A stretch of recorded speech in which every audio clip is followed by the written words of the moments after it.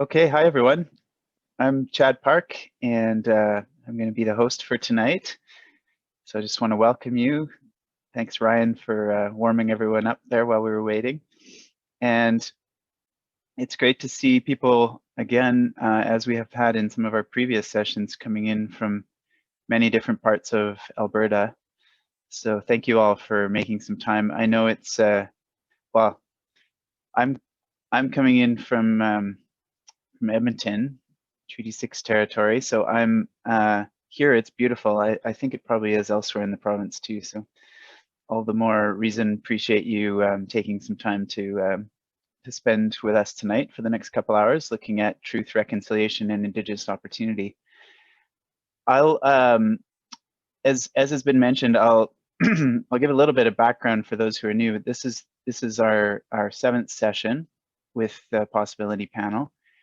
And so I know there are some of you who've been to all of them, and so there's going to be some content here that is familiar to you as we kind of give some background. But for those who are new, a special welcome to you for joining us for this one. Thank you. We can go to the next slide, Anne, and I'll just give a little bit of an overview. First of all, we'll spend a little bit of time to frame up the issue, why we're having a session on this topic as part of the broader effort around the Possibility Panel. And then we'll have a few panelists, members of the Possibility Panel, who will share about 5 minutes each on their own reflections on what is possible in Alberta for truth, reconciliation, and Indigenous opportunity.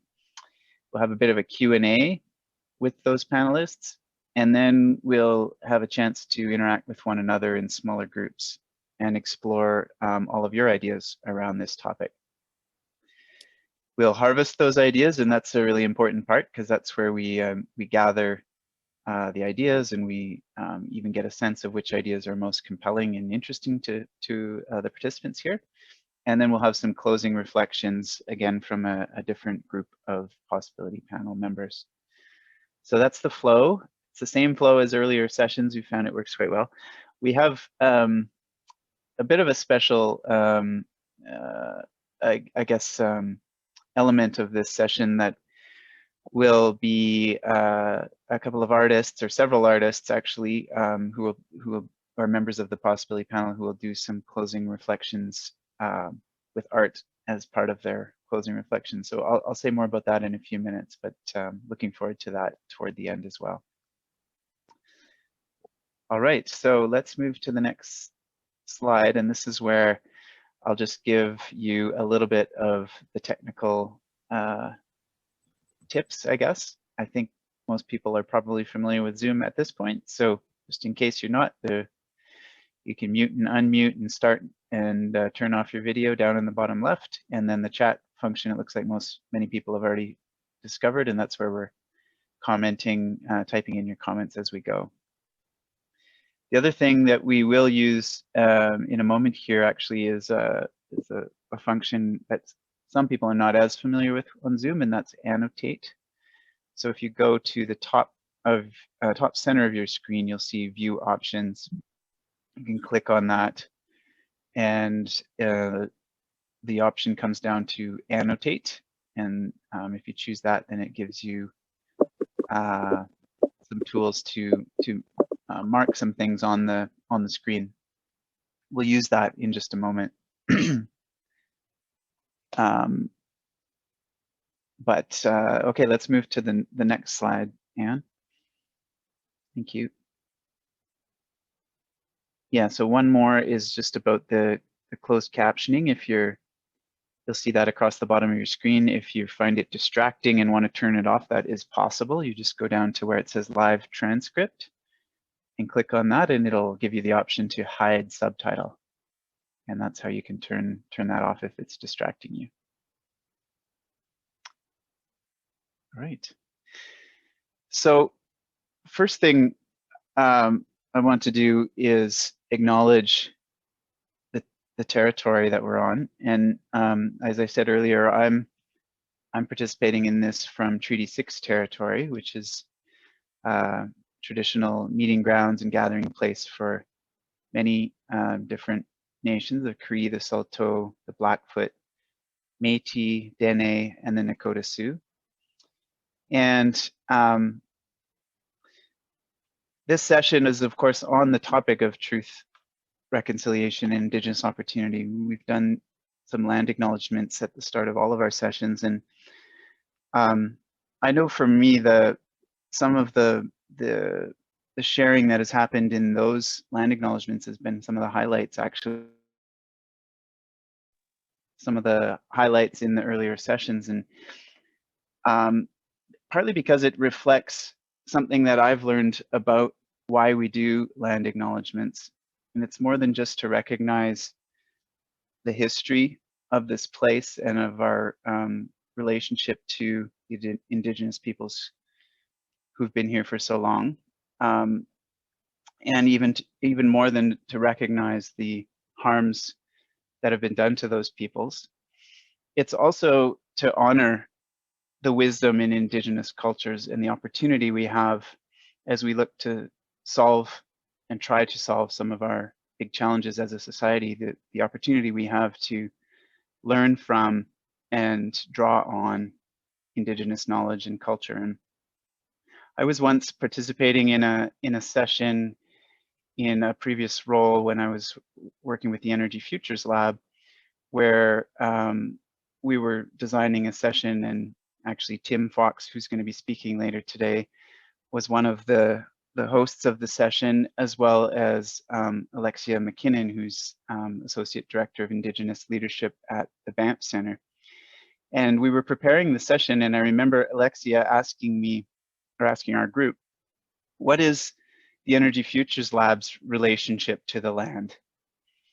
And that was a question that stumped us, and well, it stumped me because we hadn't really thought of it that way. What is this initiative's relationship to the land? And we talked a little bit about why she asked the question that way.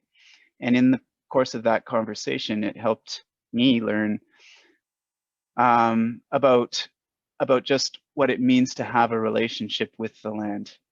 And that gave us a really good exercise to think about that question: what is the Energy Futures Lab's relationship to the land? Which gave us some real insights that helped our work later on for in many ways. So we all have a relationship to the land, and I just want to give us the opportunity here to acknowledge that and to share with each other a little bit of about our relationship to the land. So I want to use the annotation function here, where you can make a mark on the screen. You'll see a map of, I guess, the northern part of North America here. And here's your opportunity to, with the annotation function, to, if you go up and click View Options, select Annotate, and then put a stamp on the map for a place, a piece of land, a place that means something special to you. So I'll just encourage you to do that right now.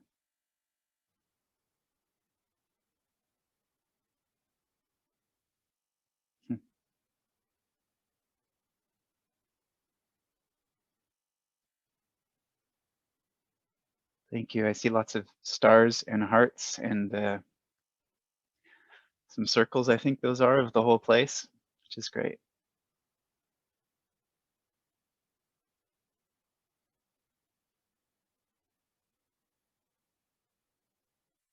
Some Newfoundland as well. Okay, thank you very much for doing that. And it's great to see that this place, there's so many places that are special to even just the people on this call. So thank you very much for sharing that. We'll have more to say on this topic. The whole session is going to be focused in some way on this. And so thank you for getting us started this way. And we'll just move on with a few more background pieces before we get into the discussion. First of all, for those of you who are new, I'll just give a quick background on the next 30 in case it's not familiar to you. This is a a relatively new not-for-profit organization that was formed in Alberta and then launched publicly in November of last year.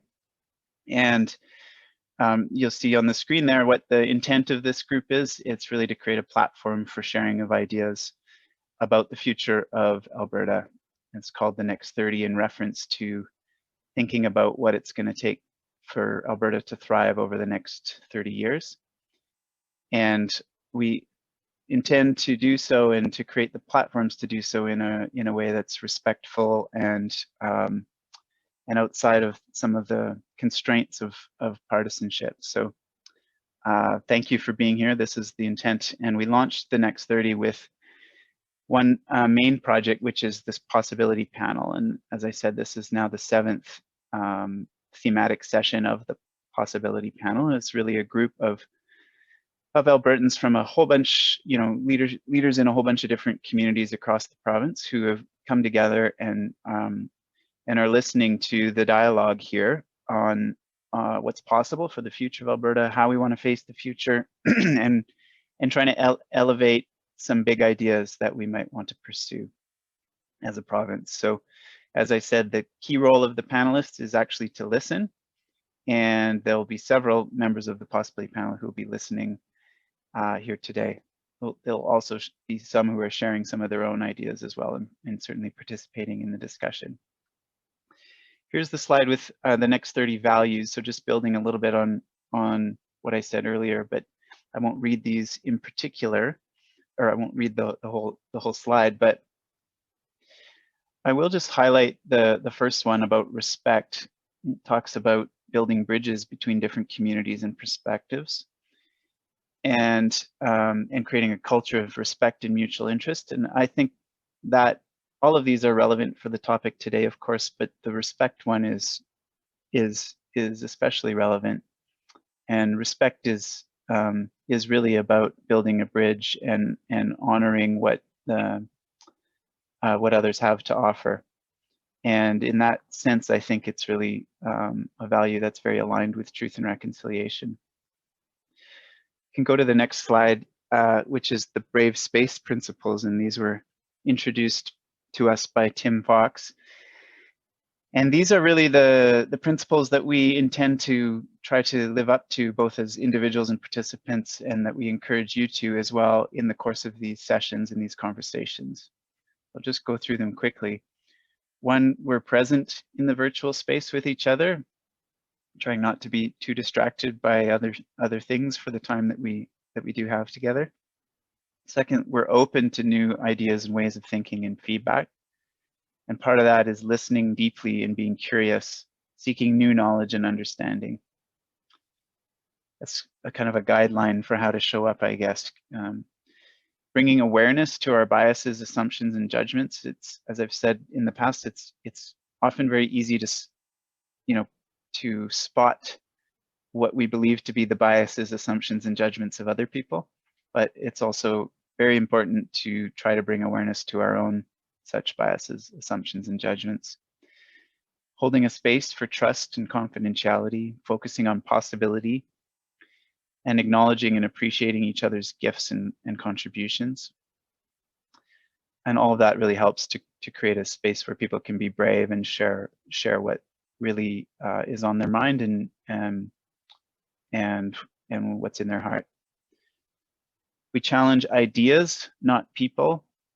And all of this, all of this covers topics that should and likely do have a lot of different points of view and divergence of opinion and so on. And sometimes we'll hear things that maybe make us uncomfortable. And so we just encourage you to embrace that and to allow the discomfort to lead to growth. If you're just hearing things that you already agree with, then you might not be we might not be stretching ourselves enough. And finally, just to take accountability for our own learning. This is, this is all voluntary. Everyone is volunteering their time to be here and to organize this. And so we all have a responsibility and accountability to get value out of it. So thank you very much for holding one another and yourselves accountable to these principles.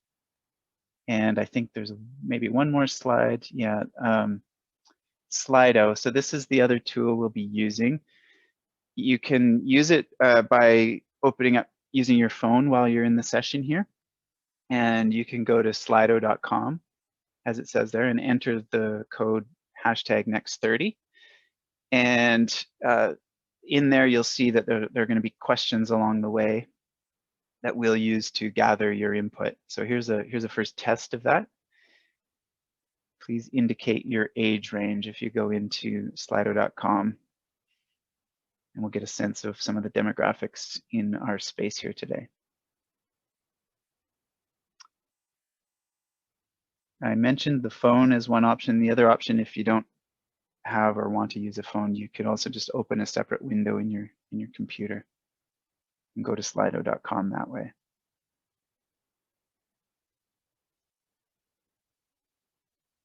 Okay, so far it's looking like we have mostly people in the 35 to 45 range, about half of us. And then we have a split otherwise, not too many young people under 25. 2% of 66. I guess we'll find out in a minute how many that is. 1% of 68, that's easier to calculate. Okay, thank you for doing that. Let's go on to the next slide, Anne.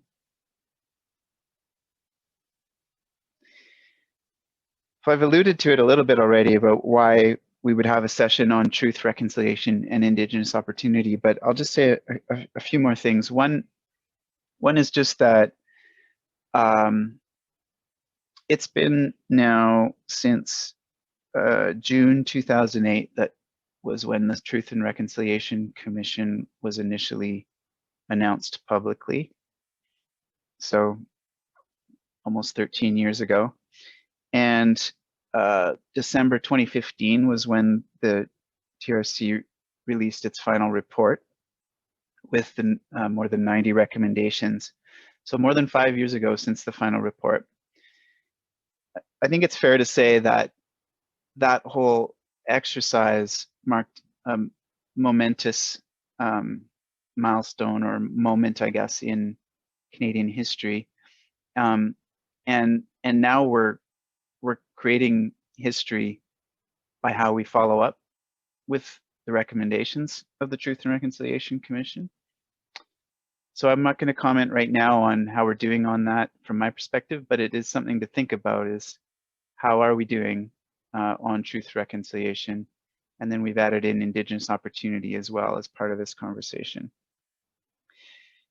Of course, we have growing Indigenous population, and then we've got this, as all of this unfolds, we've got the dual responsibilities and opportunities, I guess, in as a society, in needing to address and deal with some of the repercussions and consequences of intergenerational trauma caused by residential schools and just the legacy of treatment of Indigenous peoples in this country. And then we've also got the opportunity that is presented by the cultural revival of Indigenous cultures, and some people have referred to it as the comeback. So all of this is happening, of course, in and around us, and as part of that, we have talked about, as the Next 30 and the Possibility Panel, we would like to make sure that there's an element of truth, reconciliation, and Indigenous opportunity that is woven in to all our sessions, all our themes, and it's not just a separate theme. It's all about the fundamentals of our society, our economy, all the things that the other topics that we're talking about, energy and climate and so on. And absolutely, it's clear that if we're talking about the next 30 years of Alberta, that this is a topic that is one of the very most important that we need to grapple with and to make progress on. And yet, despite all that, we still wanted to have a separate session that is specifically on this topic, not just to have it woven in, because that will, our thinking there is that that will help surface some particular ideas and perspectives that may not show up in some of the other conversations. So that's why we're having this session, and we really thank you for being here to join us in exploring the topic. We can move on to the next part. We talked about the youth perspective. I did just want to highlight, although it looked like the numbers aren't too high for young people here, there are still some, and I just really want to encourage everyone to those brave space principles to really apply them, especially in the context of the young people that are here, and to have those, make sure you help make the young people feel welcome and to have their voice heard and so on, especially in the breakout groups. So one way we'll do that is just hear from them right now. And we'll just do a quick poll here for, we're going to trust you. If this is just for those of you who are 25 or under, if you could in one word answer, what do you want to see in Alberta's future in terms of truth, reconciliation, and Indigenous opportunity?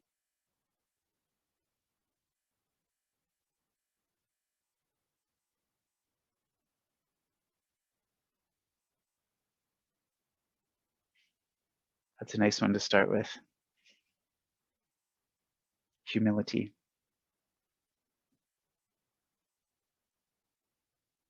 Respect. Fairness.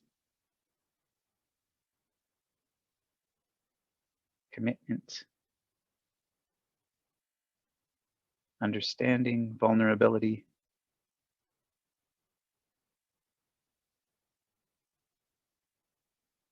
Vulnerability is an interesting word. And it does relate to the brave space principles in the sense that I think we all sense that this topic is, it does take, no matter what perspective you're coming from, it does take an extra amount of bravery to enter in with a full heart. Thank you for those answers, everyone, and it's good to hear what you're thinking about what you want to see in the future on this topic. So thank you very much. So let's turn now to our, I think, if I've got it right, I think we turn next to the panelists. Yes, good. So as I mentioned, we're going to start things off with 3 of the panelists sharing 5 minutes each on some of their views about what's possible on truth, reconciliation, and Indigenous opportunity for Alberta. And we will have a Q&A with those panelists at the end of this. So as you're listening to the panelists over the next few minutes, make sure that you are thinking about questions you want to ask them, and actually you can enter your questions into Slido, and that way you'll actually see the questions that others are interested in seeing answered as well, and you can vote them up. So if you have a particular question that someone else has posted and you think is a great one, you can vote it up, and that'll actually help me as the moderator to know which questions are most interesting to all of you. All right, so the first person I'm going to ask to say a few words is Tim Fox. I've already alluded to him a couple times, and Tim is the VP of Indigenous Relations and Equity at the Calgary Foundation, and is also Blackfoot, and he is going to start us off. Tim. Awesome, thanks, Chad. And just, my expression of gratitude to everyone for making the time to join us tonight. I'm actually going to, I feel like there's a lot of points to speak on when it comes to this topic, but I will only focus on a couple. I know that we're joined by a panel of other very wise individuals who will speak to other areas, and we have a short amount of time to try to set the tone for our conversations later and into the next few hours. I'm also happy that the word vulnerability showed up in the Slido, just because I'm about to make myself a little bit more vulnerable. I feel like that's a huge piece of this work that we're involved in. So just by way of a deeper introduction, I'll say, I just greeted you in the Blackfoot language and shared with you a name that was gifted to me by an elder in my community. I am from the Blood or Kainai Nation, and it's a part of the 60 Gates of the Blackfoot Confederacy. So yeah, I was raised in my community of the Blood Reserve. I grew up facing a lot of challenges with my own impacts of intergenerational trauma. These are impacts that I'm still faced with and moving my way through today. My parents made the decision to send me to school off reserve when I was younger. And it was a decision that contributed to the systemic racism I had to endure and increased my level of shame about who I was as an Indigenous person all throughout my young life. Going to school, I learned about history of this nation and history about what was then referred to as Indians, my people, except that history did not include details about the community I came from or the dark history that my people had to endure for the very formation of this country to be possible. Sort of further to that, I wasn't taught about the subsequent loss and attempts of intentional strategic assimilation efforts imposed upon who we were as Indigenous people. Today, I am the proud father of a 10-year-old daughter. And a fear I carried for her while attending school here in Calgary was that she would also experience levels of racism and discrimination. And that fear became a reality in 2017 when she came home from school with apology letters from her classmates. They were apologizing because her class was asked by the teacher for suggestions on activities they could do related to culture. Now, since I've begun to unpack my own personal history, my own parents' upbringing as residential school survivors, we've overcome a lot of our cultural intergenerational trauma, thankfully. And we are trying to encourage our daughter to be proud of who she is and where she comes from. And so she was very confident to raise her hand when that suggestion was made or when that question was asked to her classmates. And she made a suggestion on an activity related to her First Nations ancestry. So for me, I feel like part of the problem is the dominant narrative that exists and has informed the very way we function as a society. If we continue to ignore a part of our history we are being called to reconcile with, it is actually limiting opportunities to use and create resources in a way that is equitable for all communities. For a lot of us, the work of mobilizing efforts of reconciliation is messy, it's challenging, and it's uncomfortable. We need to consider how we are showing up unintentionally at times in ways that contribute to and perpetuate harm and add to the attempted erasure of First Nations, Métis, and Inuit populations.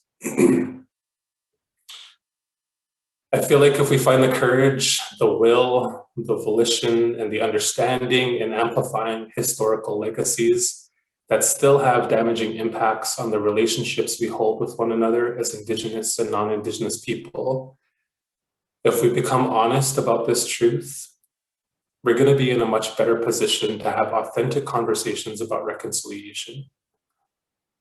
There's a quote that I wanted to share by a mentor of mine, Edgar Villanueva. He's the author of a book called Decolonizing Wealth.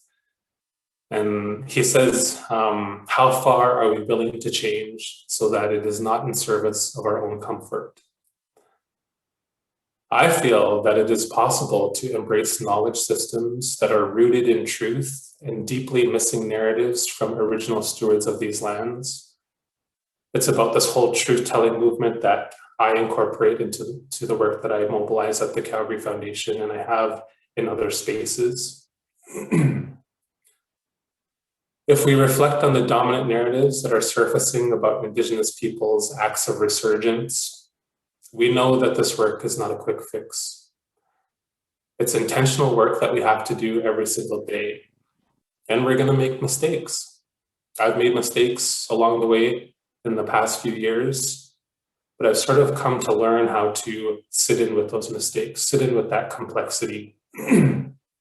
The efforts of mobilizing reconciliation are very complex because the work and the change is needed in all sectors of society and in all systems. But what I want to say tonight is that, and what I want to remind people, is not to forget that we are all still growing and learning in this journey, and that requires high levels of patience and graciousness towards one another. This is a responsibility for all, and we are being called to freely and fully participate in this work of discovery, exploration, and possibility for reconciliation. I believe this work is generational. It's important for me to include in my bio that I am a father of a 10-year-old daughter, because in a sense, I am not that naive to believe the work that I am doing, that I'll experience the results or the impacts of that work within my lifetime. I'm very hopeful that I will, but I'm also very realistic about what needs to be done right now. And that a big part of that is that truth-telling movement. It's extremely encouraging to know we have so many young people joining this session tonight. Former Senator Murray Sinclair has often said young people are going to be left with the challenge of reconciliation. I fully agree with that. I feel like these young people are going to inherit positions of leadership where, if generationally and in this moment in time, if we embrace this work of truth-telling, we will only be setting up this younger generation to experience the significant shifts and change for reconciliation a lot more seamlessly. I think a question and a thought that I will leave you all with is, as much as reconciliation is a process, I really believe that. It's not like we're identifying or trying to incorporate it into a 5 or 10-year strategic plan, not in my mind anyway. I feel like it's work that has to be weaved within the fabric of all of our systems, all of our spheres of influence related to ourselves as individuals, our workplaces, our communities, all of that kind of stuff. And for me, the work of reconciliation really fosters and tries to amplify social impact and social justice. And so a question that I'll leave you all with before I pass it on to the next panelist is, what is possible when we're all courageous in the service of justice and collective liberation? So I'll just leave it with that. Thanks, Chad. Okay, thank you, Tim. That's amazing. The encouragement of all of us to consider ourselves learners on this journey, I think, is really important, and I'm grateful to you for setting the tone that way, and also the call to everyone to consider how we weave it into everything. And I think that's going to be a really good mindset to take as we enter into the rest of the conversation. So thank you very much for that. Okay, I'm going to shift to the next panelist in just a moment. Just want to remind you to put your questions in the Slido as we're going here. The next member of the possibility panel to speak here is going to be Laurie Buffalo. And Laurie is, among many other things in her bio, you should read her bio, honestly, it's amazing. She's a counselor with the Samson Cree Nation near Masquachis. So, Laurie, over to you. Thank you, Chad.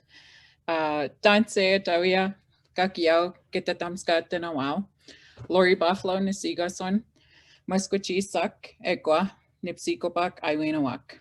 How are you? I greet you all. My name is Laurie Buffalo. I come from the people of the Bear Hills and Masquachis, specifically Samson Cree Nation, located in the heart of Treaty 6 territory. I am a direct descendant of a survivor of the Indian residential school system. I am also an elected leader at Samson Cree Nation.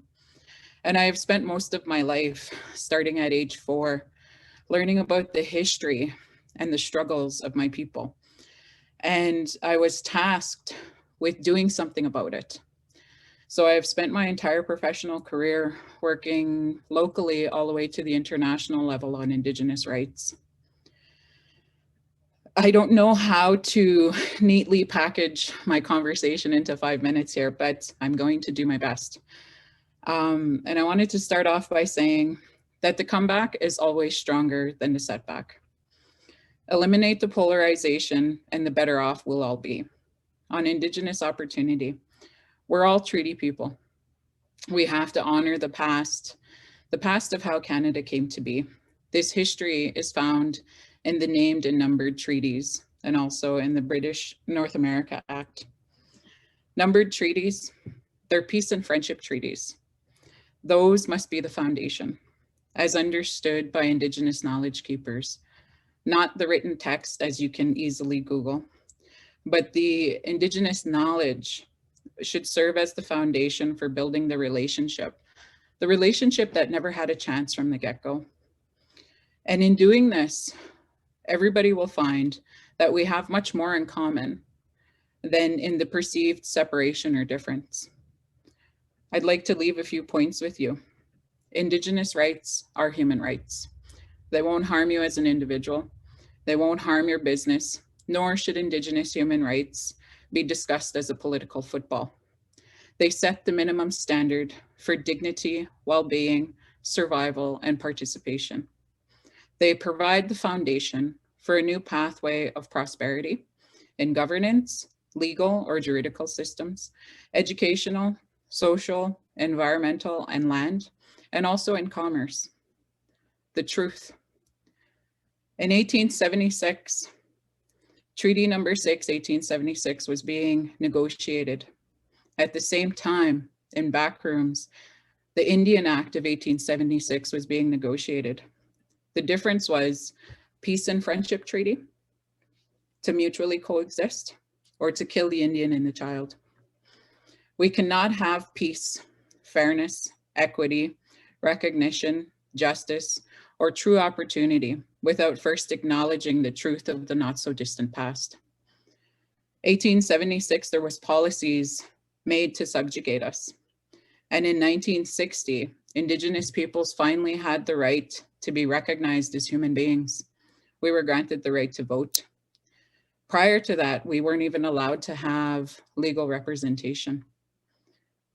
And in 1964, here in Nipsikopak, we still had the Indian agent and we were still under the past system. This was only 57 years ago.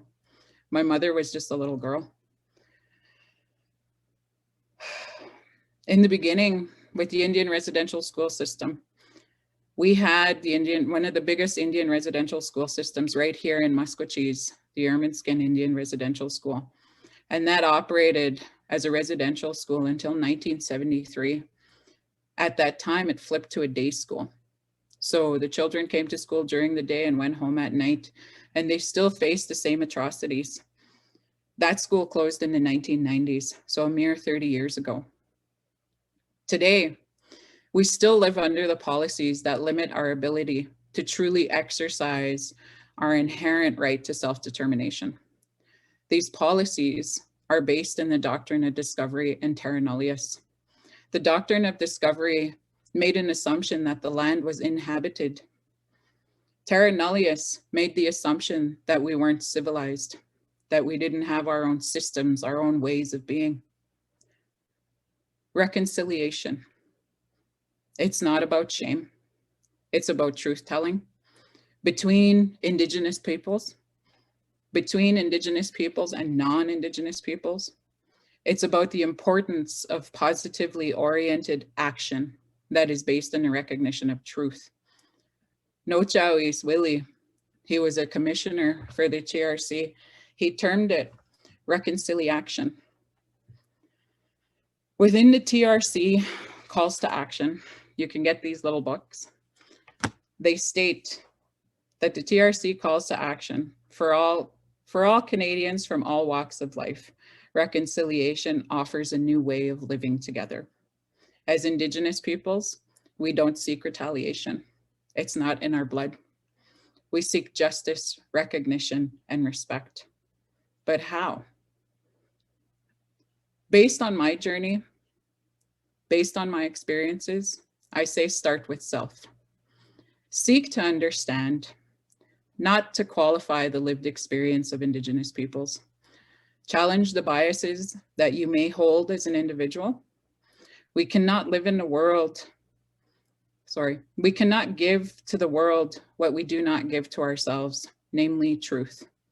Be aware of the stereotypes that may exist in your world, in your home, in your workplace, in your social structure, and ask yourself if you're introducing new barriers by sticking to this is how we've always done it. If you work in governance, healthcare, education, commerce, or really any industry for that matter, be aware of how your policies might create limitations or further introduce or reinforce stereotypes. Fix them, address them.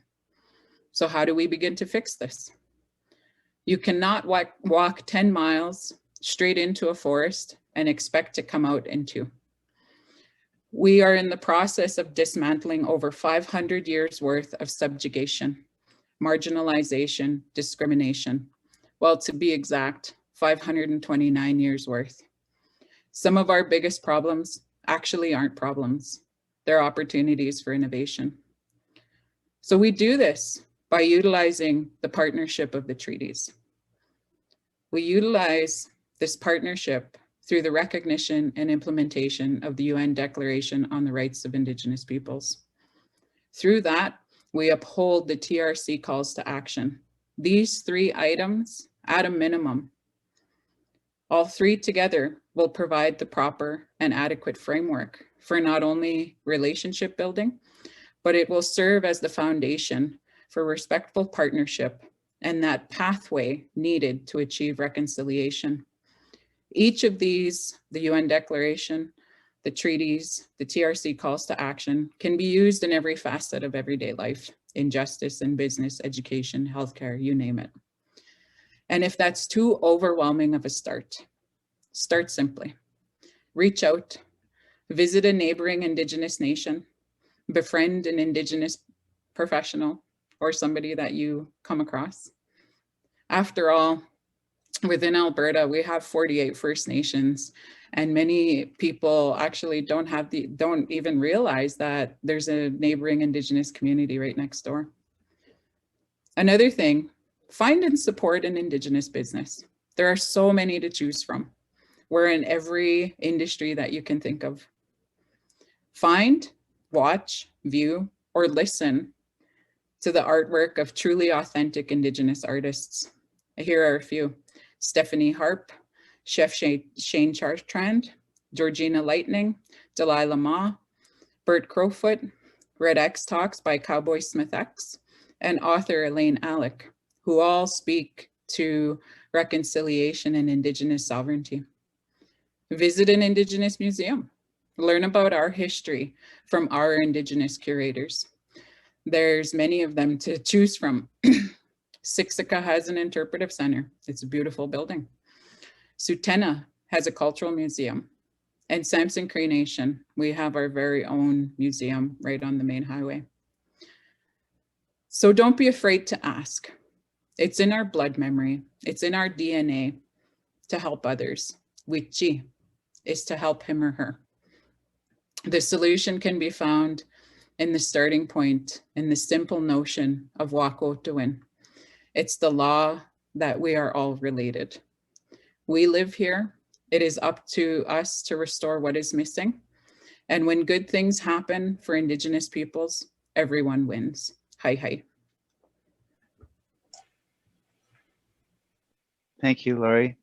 That was wonderful. And I appreciate so many things about what you said. The last few comments there were so tangible and practical, right down to listing artists that we should know of. Thank you so much for sharing all of that, and for encouraging everyone here to see both the big picture, but also to take the small practical steps as well. One thing I've learned along the way in my own journey here is, and I'm sure Tim and Laurie will have all kinds of experience with this, is that can be very possible and common to rely on the Indigenous people in a group or in a context to sort of signal the way on truth and reconciliation, and that's a heavy burden for Indigenous peoples to play, and when in fact we all have a responsibility to act and to learn and to be on our own journeys, and to provide leadership as well. And so I'm going to ask, the next panelist is not Indigenous, but I know he has a lot of experience and exposure to acts and initiatives and practices and also businesses, as you were talking about, Laurie. So I'll just introduce now Laurie Rothschild, who's Executive Director of the Canadian Business for Social Responsibility. Just share a few words. Thanks, Laurie. Well, thank you so much for having me. And I'm joining you today from Mohkinstsis, the Blackfoot name for the place we commonly know as Calgary, which is located in the Treaty 7 region and traditional territories of the Blackfoot Confederacy, the Tsuut'ina First Nation, Stoney Nakoda, and the Métis Nation of Alberta Region 3. When I was asked to speak with you all here tonight, I admit I had a moment of hesitation. As Chad pointed out, I am not Indigenous. I'm still learning about so many of these issues. And I thought to myself, what could I say that someone with lived experience couldn't say with much more eloquence and more credibility than I? But I decided this is such an important conversation, and it was important to add my voice as well, because, and Chad pointed this out too, this topic shouldn't just be about Indigenous peoples, speaking to Indigenous people. This is a conversation we all need to be having together. And of course, those voices are extremely important. I don't think we could be having this conversation without amazing leaders like Tim Fox and Laurie Buffalo, who you've heard from. And their wisdom on this topic is really meaningful. And I'm learning a lot from it. I see this as an opportunity to talk about possibility. I think that's probably why Chad and the team called it the Possibility Panel. And it's also about an opportunity to build a modern society and an economy. But we can't move forward in this new economy unless we co-create it together. And before we even talk about moving forward and co-creating, we need to acknowledge our past. As a descendant of Holocaust survivors, I have some sense of how trauma can last multiple generations. But the genocide that my family narrowly escaped is widely acknowledged, and German society educates its population about the horrors of its past. So why doesn't Canada? Why didn't I learn about so many of the things that we just heard about? Child separation, residential schools. I had a very privileged education. Why wasn't that part of it? It's a shameful but significant part of Canada's story that shapes the context we all find ourselves in today. Acknowledging this truth will help us go beyond where we are toward where we need to go next. And, you know, there's so much happening in our province, in our country. If you've been following some of the pipeline politics in Western Canada, then you probably already know that Alberta's economy is intricately tied to truth and reconciliation. But our media does us a disservice to portray Indigenous communities as being anti-development. Indigenous peoples are not standing in the way of the economy. More often than not, they're being excluded from it. And yet, despite that, the Indigenous economy is contributing what's been estimated $32 billion to the Canadian economy annually. As the fastest growing population in the country, that number could be easily tripled. In fact, the Indigenomics Institute has done some really terrific work. I highly recommend checking them out. they've identified the gaps that could be removed to unlock the $100 billion Indigenous economy. And it's in our interest to do this.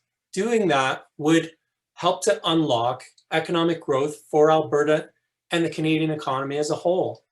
It's not about somebody winning and others losing. It's about all of us winning together and moving forward together.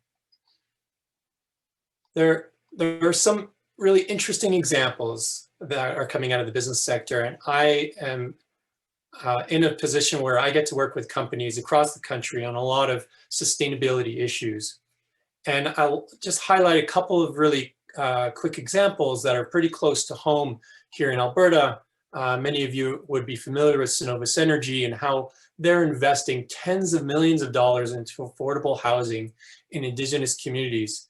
And why? Because that's what those communities told them was the greatest barrier to actively contributing to the economy.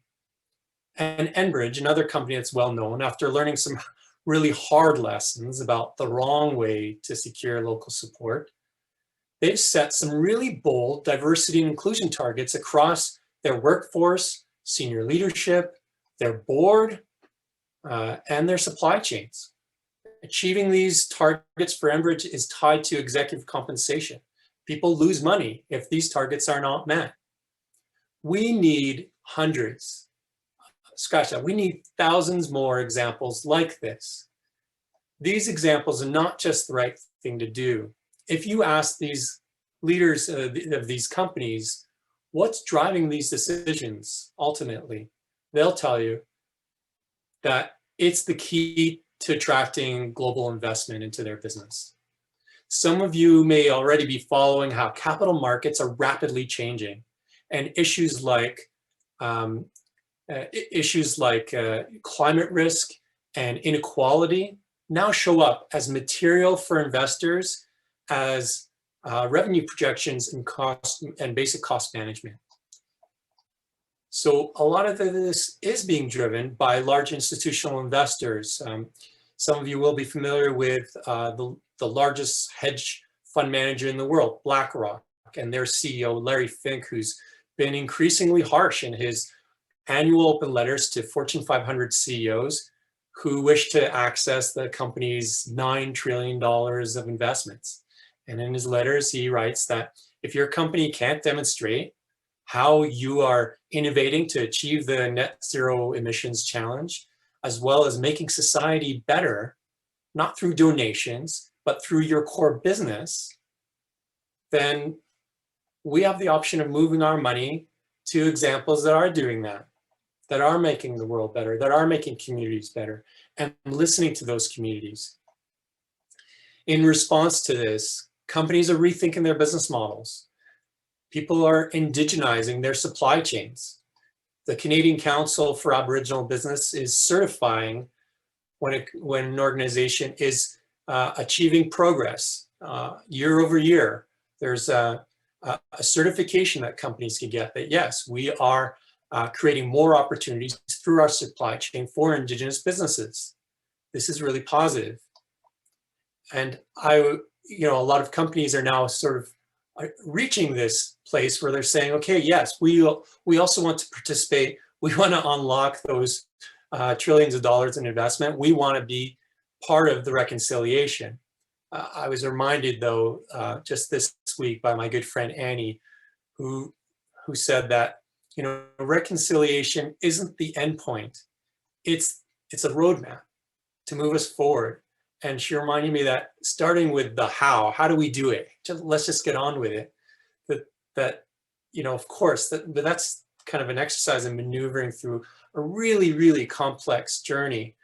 But it's actually the wrong place to start. We need to start with the why. And he calls it the, moving from head to heart. And it really, what it needs to be is based on shared values that we all have in common.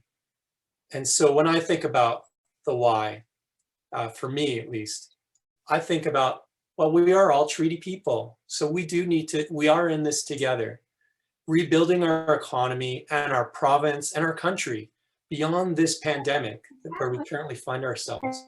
It's going to be meaningless unless we restore our soul at the same time.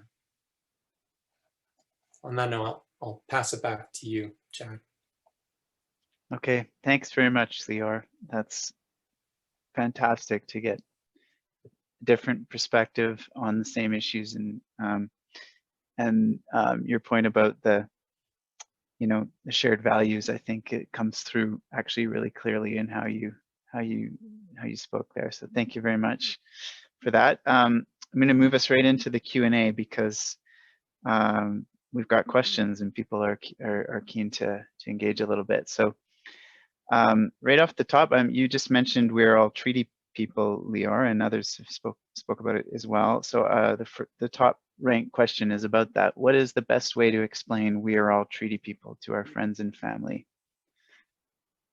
Tim, do you want to start off on that one?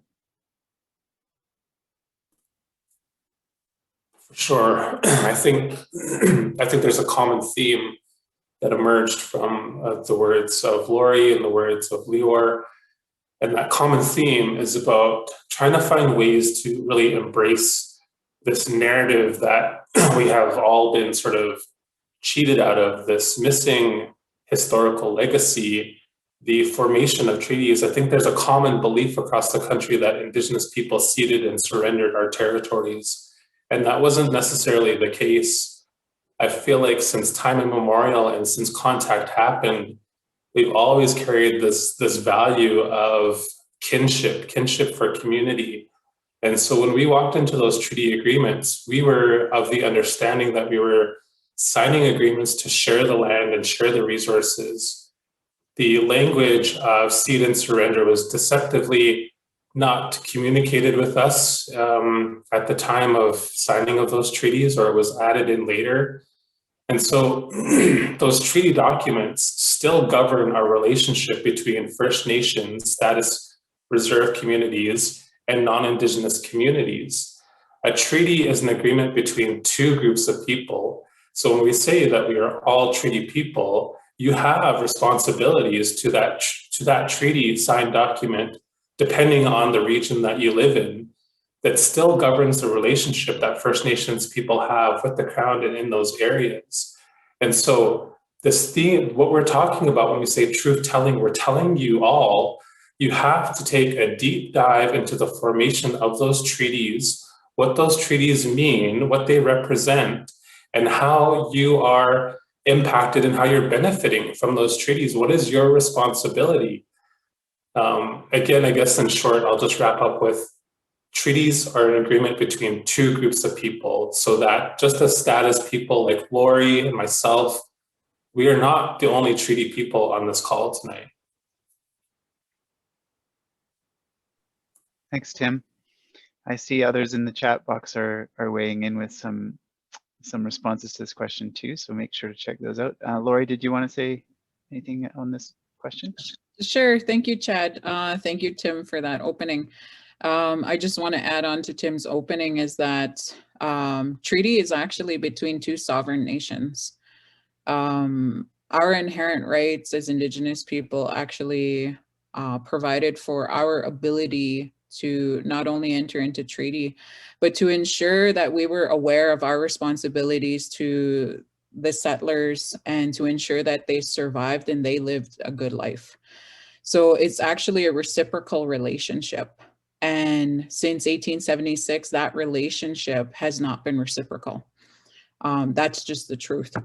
As Tim was talking about cede and surrender, the very thing that came back to my first understanding is that in our Indigenous languages, so reconciliation is very much about cultural revitalization, but it's also about Indigenous language uncovering. And in Indigenous language, we don't have ownership terms. So that talks about our inherent responsibility as stewards of not only the land, but of each other and of our environment. So when we talk about what does it mean that we are all treaty people, we are all descendants of those two sovereign nations who came together. And even if you're not a direct descendant and you benefit from what Canada currently is, you do have a responsibility to not only uphold treaty, but to ensure that Treaty, the narrative around treaty is actually the technically accurate historical narrative. And the one thing that I want to leave with you is that as far as treaty goes, it wasn't a contract. It's a sacred covenant. And in order for our people, Nehiawak, we lifted the pipe, and that's a sacred covenant. That's our constitution. And we swore before the Creator that we would uphold our end of the treaty, and those who smoked the pipe would also do the same thing. And our witnesses were not only the people that were there, but the term, as long as the sun shines, the grass grows, and the rivers flow. Each of these elements were witness to the signing of treaty. So I just wanted to add that in. Thank you. Okay. Thanks, Laurie. Lior, did you have anything to say on this topic? This question? I thought that was well said. Okay. I'll leave that there. Yeah, thank you. There's a new top ranked question here, so I'll go with that one. I recognize and have invited Indigenous voices to the table. I still encounter mistrust from Indigenous peoples. So that's context, I guess, for the big question: how can we rebuild trust? I can. Oh, go ahead, Lior. You want to start us off, Lior? Go ahead. Well, I'll keep it really short and say that, Chad, you'll be familiar with this story, and I'll keep it quick. But when I was working with you on the Energy Futures Lab, I remember that we were reaching out to Indigenous people because we saw a lot of value in people from Indigenous communities applying to be part of this broad provincial discussion around the future of energy and the energy transition. And I remember that I reached out to a few people who actually do that for a living, do Indigenous engagement, and said, do you have any recommendations for me, like sort of as I'm about to start this outreach? And people talked a lot about process, like formal process. Well, there's got to do it this way and then this way. And then, like, do you have like a stipend that you're going to pay people? I'm like, what? I was just thinking of just like reaching out to somebody as a human being and just like developing a relationship. And in my experience on that particular project and in other areas where I have had really great contact and relationships that have been formed through Indigenous colleagues, it's all been a result of like literally just treating people like humans and not sort of like following some like checklist kind of process. But it does seem, and the feedback that I got through those encounters were that people said, I feel like that happens way too much. And it's just like I'm being like consulted to death. Like I'm being like engaged in a really formal way rather than just somebody reaching out to me like a human. So yeah, that was a big learning for me. Okay, thanks, Lior, for sharing that. Tim, go ahead. Yeah, I was just going to add that I feel like resistance plays a big part of that. We experience a lot of resistance, or this notion of resistance emerges all across society when we see these movements for change, these movements of land protection, these movements of justice for missing and murdered Indigenous women and girls, these movements for I Don't Know More. And the general thought pattern I feel that emerges from the dominant narrative is, oh, there goes those Indigenous people being resistant again. And I feel like there's so much misunderstanding behind what it is we are trying to do. That resistance is really a level of resilience. We are showing up to these movements with our ceremonies, with our songs, with our traditions, with things that we have had had survive through the attempted disruption of our cultural ways. And we're showing up to these movements with kindness and with love, but we're being met with aggression, we're being met with force, we're being met with misunderstanding. And so naturally, we're going to be, we're going to experience levels of resistance when that relationship building happens. But when you come up against that level of resistance, I feel like from a Western way of thinking, we're so taken aback when we experience that resistance. To me, I want to take the negative connotation out of that resistance, and I want to use resistance in a positive way. To me, resistance is just an invitation to have a deeper conversation. And it's not necessarily about you as an individual. It's about the system that you represent, the system that has not been kind when it comes to displacement of Indigenous people, from extraction of land, extraction of resources, extraction of children. Not even historically, to this day, our children continue to be removed from our communities. And then the extraction and the loss of life of, Indigenous women, girls, the queer, the trans communities, all of that kind of stuff. So there is a lot of resistance, but you have to treat that as an invitation to have a deeper conversation.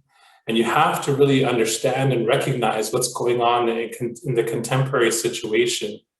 We're going through a pandemic right now. Our First Nations communities are doing everything that we can for the safety and the well-being of our elders, of our knowledge keepers, of our community members, because we can't even wash our hands in community for those communities who don't have drinking water. So the last thing a First Nations community is prioritizing is building a relationship. We're trying to focus on the protection of our communities right now. So if you're trying to reach out in this time of pandemic, just know we're trying to support and have our people survive and our communities survive with what little we are forced to have in this day and age. So view resistance as a positive thing. It's an invitation to have a deeper conversation. It's not about you personally. It's about the systems that have negatively impacted us throughout history. That's why history matters. That's why context matters. And that's why these legacies still exist. We have to look at these socio and economic challenges we face through a lens of history and social injustice. Well, thank you, Tim. Laurie, I'm going to turn to you for the next one, but feel free to elaborate on these, on what's been said as well if you want. But how do we help enable healing without imposing? That is a very good question. Because the first thing is we have to address our individual biases in order to answer this question. First, when somebody goes to somebody expecting that they want to help, the first individual bias mistake that we make is that individual wants to be like us. And that doesn't work with healing. Healing has to be self-determined. The individual has to feel safe. So we need to create more safe spaces for healing to occur. And those safe spaces involve truth. They involve authenticity. Throughout the timelines, as Lior was talking about earlier, as far as formal processes and checkboxes, those don't work for healing. So realistically, when we talk about healing, there has to be authenticity there when there's an offer to assist. There can't be a hidden agenda like, oh, we want you to heal so we can utilize you over here for $33 billion GDP, so it doesn't work that way. So we have to throw out everything we know so far, and we've got to come through that Indigenous lens. And that Indigenous lens is we want to ensure Indigenous people continue to have a safe space to be who they're meant to be. And that's Indigenous, and to be strong in that identity. And, coming back to the systems that Tim referred to, part of that is dismantling those and the lenses that they utilize in order to have people come through the door. Sometimes we have to remove the expectation for people to come to us. We need to go to them. And that is based in our Indigenous worldview of how we look at our responsibilities. So this is more, when we talk about enabling healing, we have to talk about our responsibilities as opposed to rights and entitlements, because the responsibilities conversation is a larger piece. But I think that's what it is. Address the individual bias first and foremost, that somebody else wants to be exactly where we are. Thank you. Okay, wow, that's profound, Laurie. Thank you for that. I have this feeling that this panel could go on for another half hour and we'd all be really happy about that. But I'm gonna move us into the next section. So as I do that, I'll just, I think you're already getting it in the chat box if you haven't noticed already, but just express my gratitude to all three of you for the wisdom you've shared and the perspective and also the spirit with which you've shared it. Because that's inspiring, evidently, to all of us, and really helps model the kind of approach I think we want to talk and espouse overall. So also it will help model the kind of approach we want to have to the conversations that we're about to have in smaller groups. So thank you for that, and I'll move us on now to this next section, which is how might we?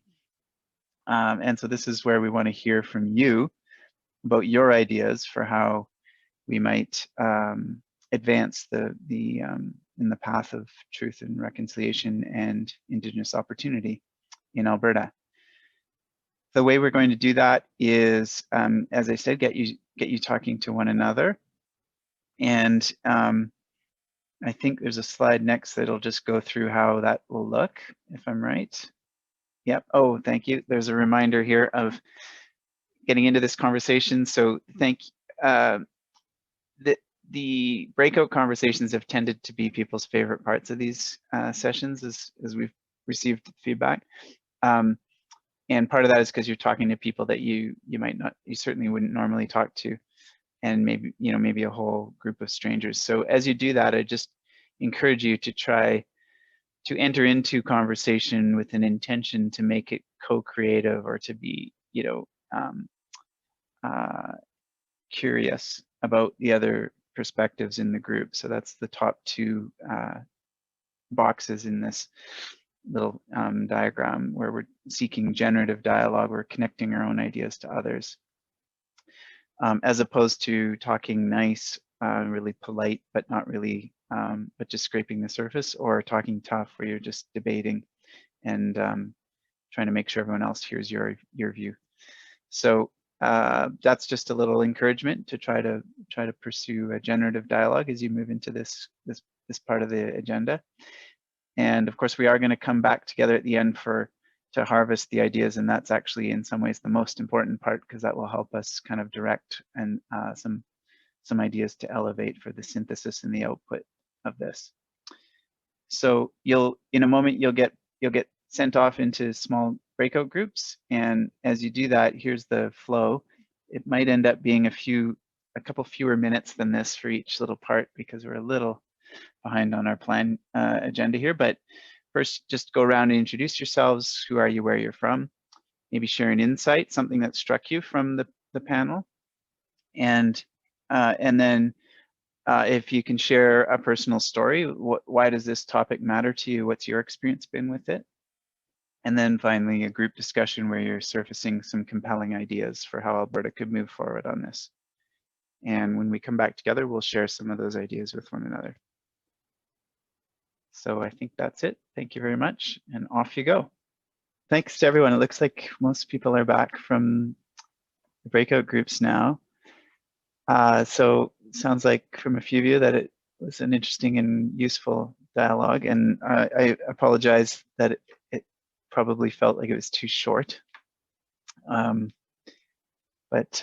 that's usually a sign that it's a good conversation, I guess.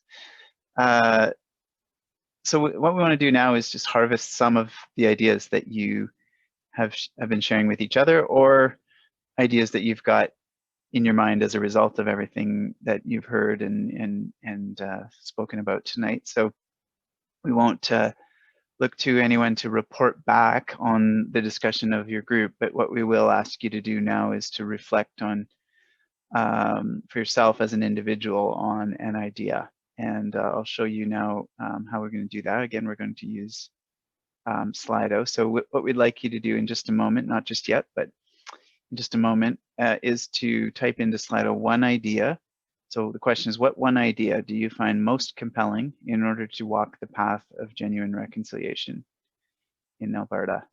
Now this is an invitation to put something into Slido. You've actually got about 300 characters, I think. And so just as an example here, we'll put an example up. Collective public commitment, let's embrace knowledge systems rooted in truth and or deeply missing narratives from original stewards of these lands. So there's an idea. We just share that as an example, just mainly just to illustrate that. Encourage you to use as much of those 300, as many of those 300 characters as you can, so that you can develop out the idea. It's descriptive enough that other people really get a sense of what the idea is.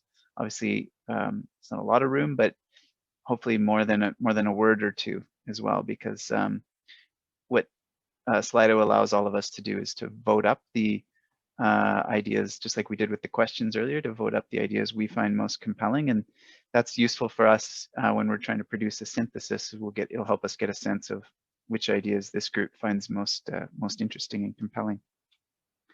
So I'll encourage you now to do that on Slido, and we'll just see as they come up on the screen.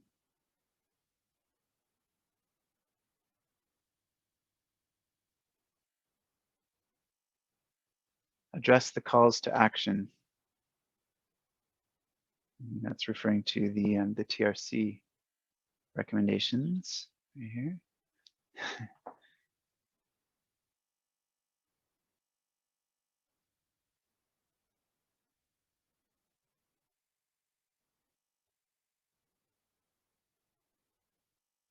Read the TRC. That's a great start.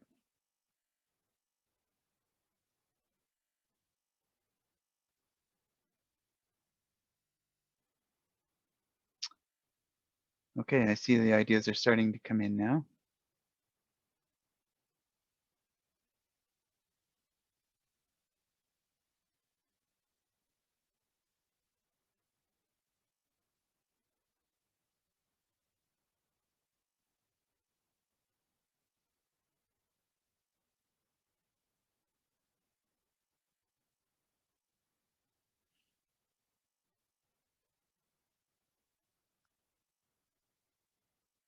Well, thank you to someone for sharing, having heard the phrase, "we are all treaty people," and saying they didn't understand it before tonight until the speakers explained it, and how this one explanation is pivotal to your growth and commitments to acts of reconciliation. That's really nice. There's some comments about starting with self, finding ways to learn more, finding ways to interact with Indigenous peoples. There's a comment about befriending an Indigenous person to hear their story, to empathize with them, laugh, share. Well, people seem to like the idea of an education minister of Alberta that is of Indigenous heritage.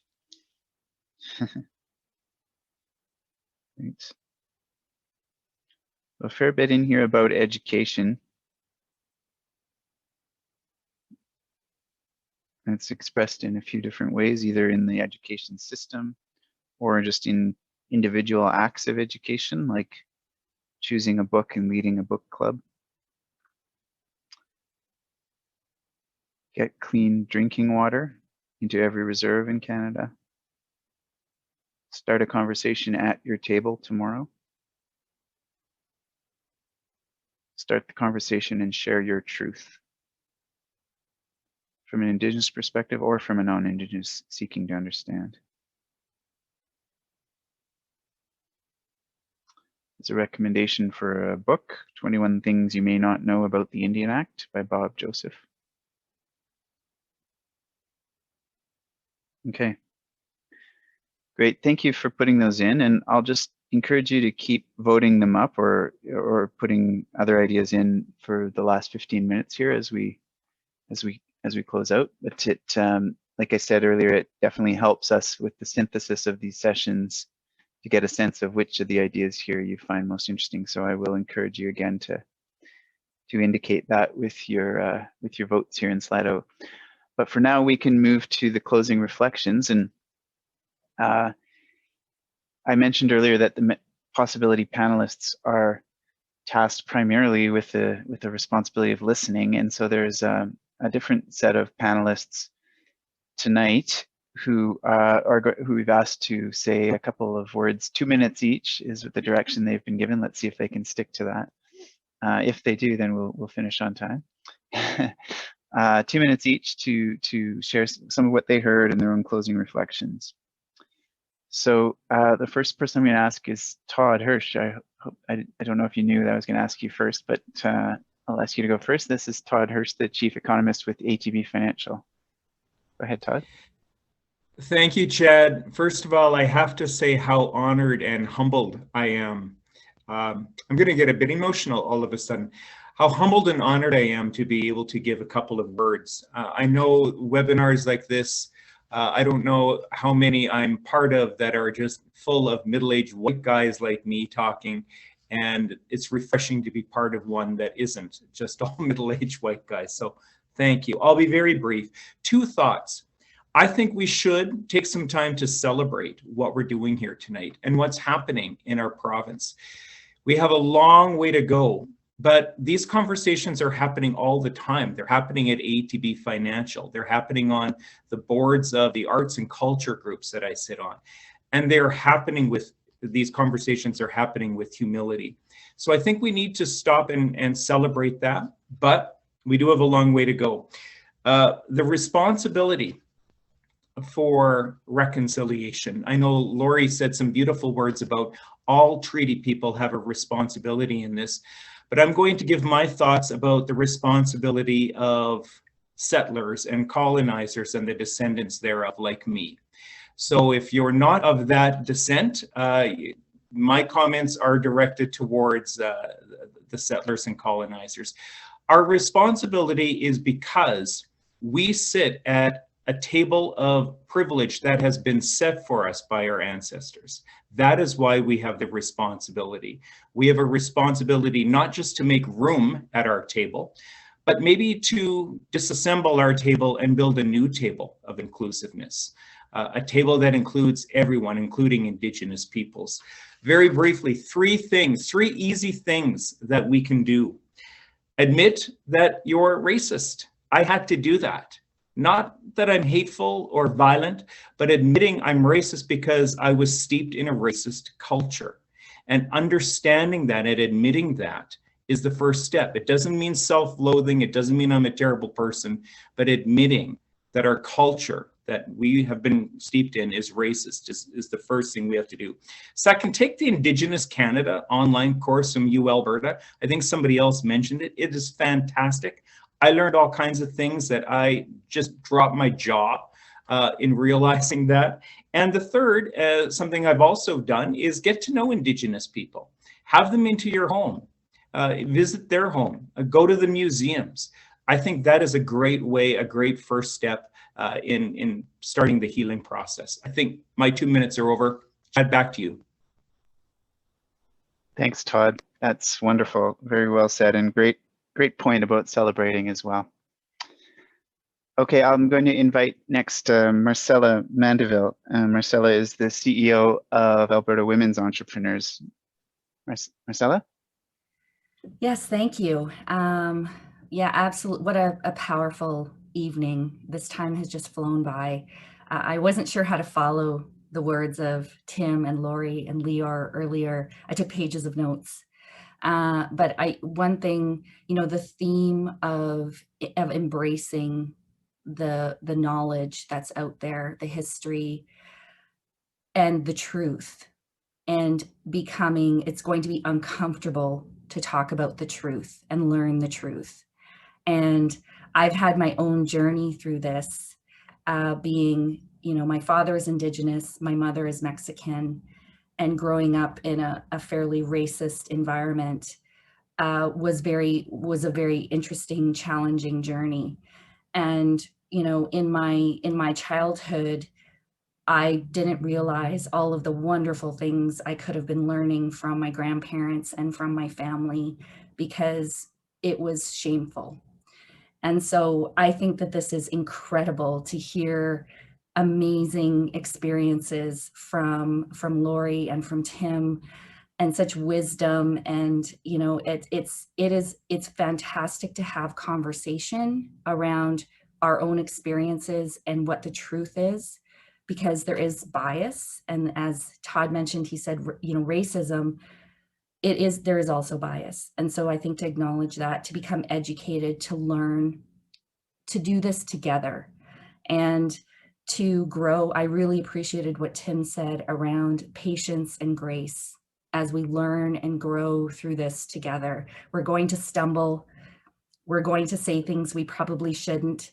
But if we don't, we're not going to make progress. And this is just such an important piece of who we are as a place that we need to acknowledge, and we need to embrace it, because not only for our benefit, but for those future generations, it is so important. So I'm so inspired by this evening and by all the conversations.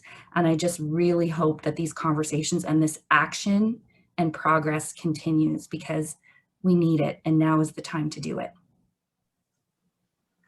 Thanks, Marcella, and thanks for sharing so personally as well. Next, I'm going to ask Dr. Kerry Novak to speak. Kerry's academic gastroenterologist, I got it right this time, with the Foothills General Hospital in Calgary.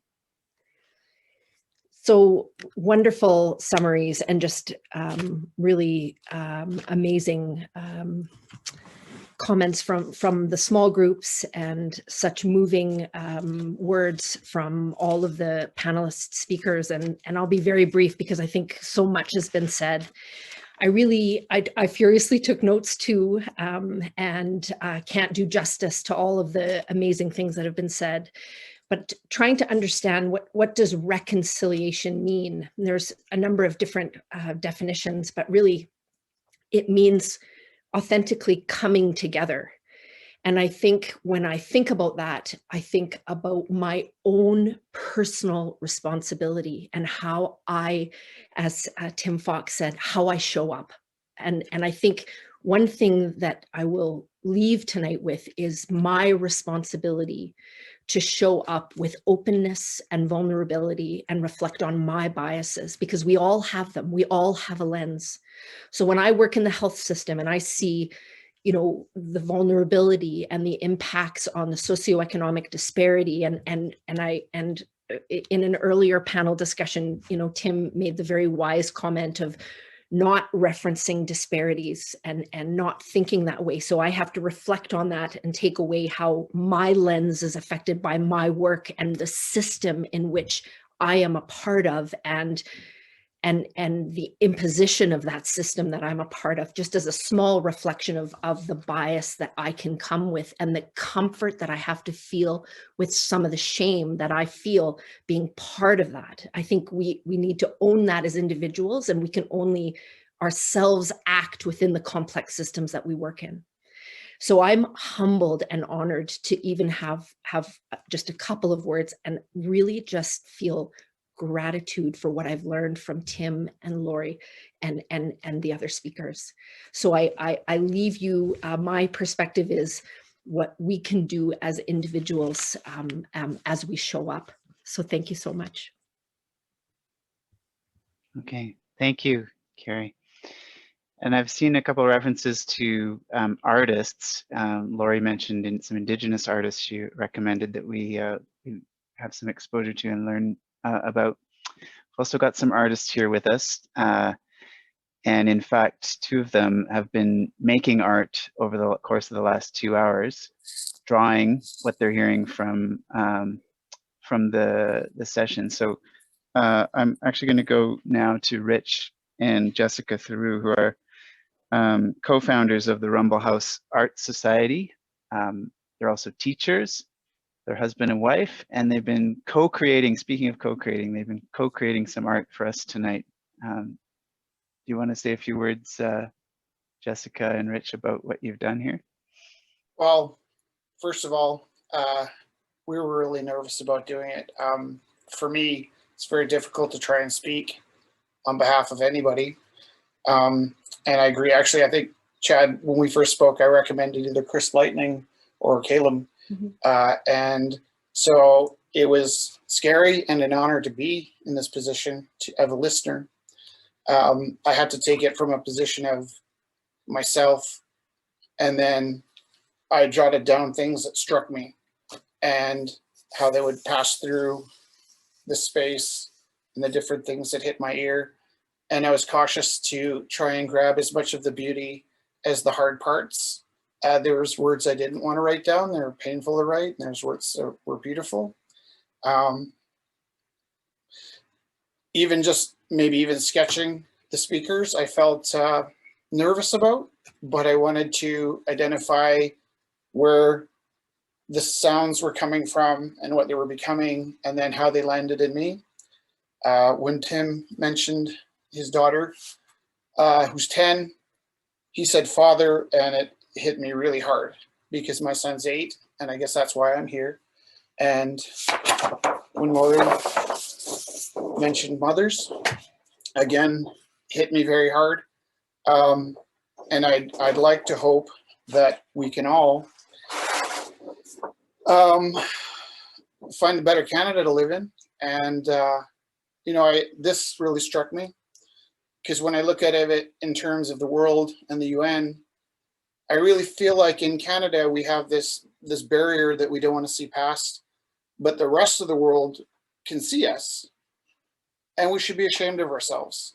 And I don't know how we plan to walk through this world anywhere but here with these blinders on. So I hope I've done a good job of respecting the words that I think I heard. And at the end, what I heard from the children and what I think I heard from everybody. And it's just, I hope there's, we do better as long as the sun shines. Thank you, Rich. And thank you, Jess. Also, I'd love to gift these drawings to the speakers if they take them. If they don't want, I can recycle them, but I'd love to give you these. Okay, thank you. We will arrange for that for sure. Thank you very much for doing that. And speaking of artists, we'll close with, or just before we close, we'll have one final panelist share his closing reflections, and that is Wakefield Brewster, who is a poet and spoken word artist. Wakefield? Hello, Chad. Hello, everyone, and thank you for having me. Guys, I won't take up much time because we're near that 9 o'clock mark. I have listened to the conversations of all of you who I could, and I've come up with this poem. This is a scratch poem. This happened live. So it's 8 verses of some of the things that I caught from conversation, and just coming from a personal standpoint, because I'm a Black man on this land. And even though I am not the same as the people who are going through the crisis that they are going through and have been going through all this time since settlement, I get what they're going through. And I feel a camaraderie with them that is very, very easily felt when we talk about peoples who live on the land. So guys, this poem is called Bled. BL from BLM, ED from red. Bled. For my brothers and my sisters of the RED, same way BLM got y'all marching with me. Gotta shed a little love, spot a little of light. BLM be on my left and I got red on my right. Balling up both fists, we be on the resist. Sick and tired of taking shit, now we taking a piss. Mobilizing online, gonna march in the streets.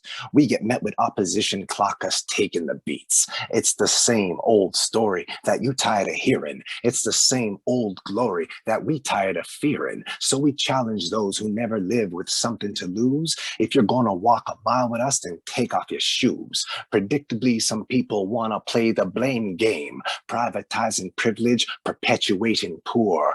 Forego a light stroll down memory lane. Let me simply take you all on a starlight tour. 60s scooping, 70s slaughter, aching 80s, 90s nada. Damn thing changed. We passed 2000. Lack of healthcare, last of housing. Sift through semantics, talk etymology, sometimes subtly suppressing the psychology. Displaced, now found on the reservation. Understand the word means state of limitation. Paying much attention to sensational drama. Speaking not of intergenerational trauma. Looking for injustice, it's right here at home. Down with apartheid, it's based on our own. First things first now, understand treaty. Doesn't mean surrender, doesn't mean needy. All of us are stewards and not just some, with the needs that are greater than the few or the one. Wow, Wakefield, thank you. Amazing. That's hard to believe your talent, sir. Thank you very much for that. All right, folks, we're ready to wrap this up. Thank you to everyone for participating. Thank you to all the contributing panelists, speakers, and to everyone for so actively engaging. And we've got one more slide, I think, just to let you know. This is actually the last of this initial set of possibility panel sessions. So I don't have any more dates to share with you, but I will say there'll be more coming, more engagements and so on. So just make sure to follow the next 30 at the website, the newsletter, on social media, and so on. And in particular, we're likely to be working towards some kind of a summit of all of this, pulling it all together in June sometime. But you'll hear more from us if you sign up and follow. And again, just thank you to everyone for taking the time, taking this step on the journey of truth and reconciliation tonight. Thank you.